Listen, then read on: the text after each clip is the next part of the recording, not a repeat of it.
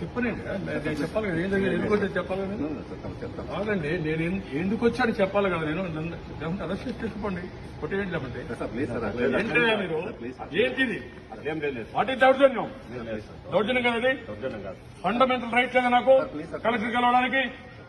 What is this? ఏంది ఈ దేశంలో ఏమైంది? నేనే హత్యపోతున్నానా? 14 సంవత్సరాలు సీఎంగా పనిచేశానయ్యా, ప్రతిపక్ష నాయకుడిని. ఏం తమాషాలు పెడుతున్నారు మీరు? నన్ను ఎందుకు డీటెయిల్ చేసి చెప్పండి. నువ్వు పర్మిషన్ లేదు, నేను ఎస్పీ తిరిగిపోతాను. కాదండి, ఎవరన్నా నువ్వు పిలిపించడానికి నన్ను? నేను ఇక్కడే కూర్చుంటా. ప్రజాస్వామ్యంలో ఉన్నాం, డిక్టేటర్షిప్ లో లేం మనం. గుర్తుపెట్టుకోవాలి పోలీసులు, ఇది డెమోక్రసీ. డెమోక్రసీని మోకరిసి కలవడానికి కూడా మనుషులు రావకూడదా? నాకు కూడా తెలిసి ఎడ్ డీల్ చేయాలని మిమ్మల్ని తమాషా అనుకోవద్దండి. అంత అమాయకంగా ఉన్నా అనుకుంటున్నారు. హద్దులుంటాయి దేనికైనా.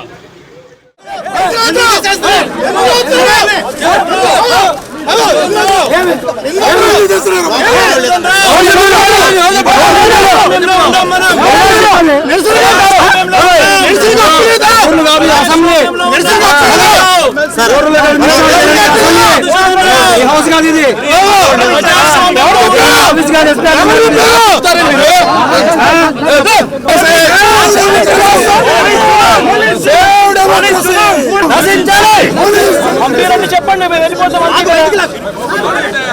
పంపిరంటే చెప్పండి, మేము వెళ్ళిపోతాము. పంపిరా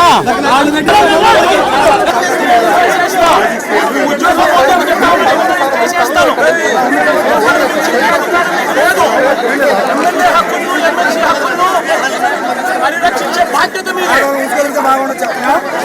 ప్రజాస్వామ్యాన్ని కాపాడడం మీ బర్ది. మీ టోపీ మీద ఉన్న సింహాలకు అర్థం అది. ఎవరు చెప్పారండి ఈ పేపర్లు చింపమని చెప్పి?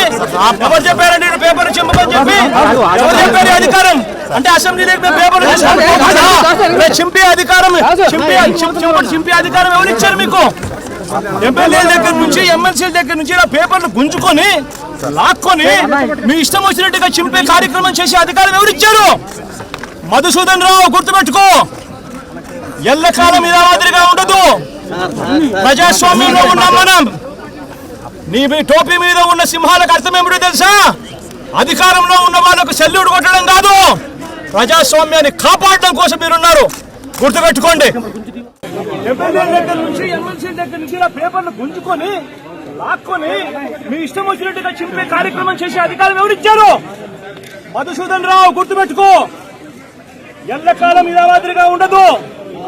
ప్రజాస్వామ్యంలో ఉన్నాం మనం. నీ టోపీ మీద ఉన్న సింహాలకు అర్థం ఏమిటో తెలుసా? అధికారంలో ఉన్న వాళ్ళకు సెల్యూట్ కొట్టడం కాదు, ప్రజాస్వామ్యాన్ని కాపాడడం కోసం మీరున్నారు. గుర్తుపెట్టుకోండి.